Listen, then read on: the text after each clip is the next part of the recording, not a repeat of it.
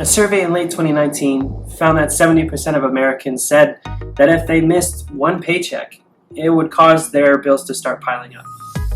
Now fast forward to 2020, where we are all experiencing varying levels of difficulty as unemployment now sits at 10.2%, which is getting better, and I'm hopeful it will continue to get better. But I believe it shows that Americans as a whole are overextended. Now, I know these statistics are not new, nor do I believe that it's shocking to hear anymore. We all know that our country cannot continue down this path, and that we don't want the disparity of wealth to continue to widen. But the problem is, whose solution is best? Is it the politicians who are currently in gridlock in Washington? Or is it the financial gurus with their tailored programs and one-size-fits-all solutions? Or is it more education funded by debt and taxes?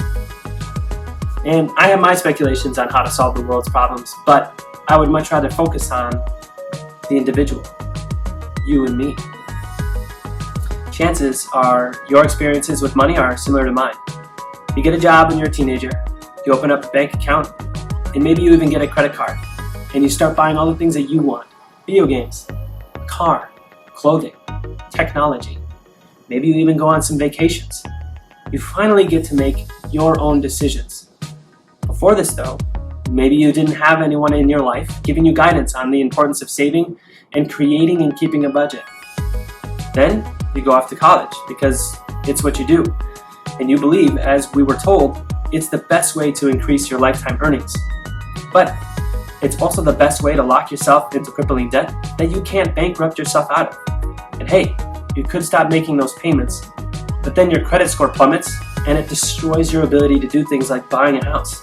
And to boot, the interest on those loans continue to grow and they will never go away.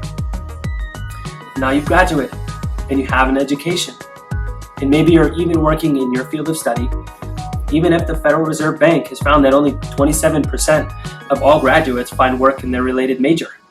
But I digress. You're working in your field, and maybe you even like your job. Then you start receiving your paychecks and realize not much is left after income taxes, FICA taxes, health insurance, rent, groceries, credit cards, student loan payments. So, now what? It does seem like the best solution is to just make more money, which happens and is possible, but making more money can prove harder when you consider the competitiveness and demand of the market for any given field of work. And more money does solve more problems, but as you make more money, you may find that everything tends to take more on. Your situation and circumstances are such. They may be similar to what I just laid out, but they may be different. And it's yours and yours alone to bear. It's your responsibility to navigate it and to solve the challenges that you face. There is also no shortage of information on how to solve and overcome your particular challenges. But I made this video, and I founded Sheetski with my brother because I truly believe that the first step is not fancy. It's a budget. Now, there are a plethora of apps and softwares that will keep track of your spending. The free ones tend to be a little clunkier, and it's clear that you are the product, and they sell your spending habit data to advertisers. The ones that you do pay for tend to function better, but as a subscription, you realize that tracking your budget will cost you $120 a year. Like everything else costs $120 a year. Just a few dollars here and there every month. But then you fall in and out of using it because establishing a new habit is difficult. If those things haven't worked for you in the past, or if you've never tried to create a budget for yourself, you should try our monthly budget spreadsheet. I know, it's a spreadsheet, but we've designed it with the experienced and the inexperienced spreadsheet user in mind. It's a $25 purchase, but it's yours to keep. You don't have to categorize your budget within the parameters of a software. You get to name it whatever you would like. It keeps track of your bank and credit card balances without needing to sync anything.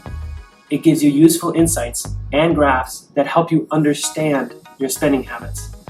It's a monthly budget spreadsheet. So if you fall off the horse keeping track of everything, you get to hop back on every single month without having to undo the work of the previous month. And if you're unfamiliar with using spreadsheets, It will also help you develop that skill, which is useful to have.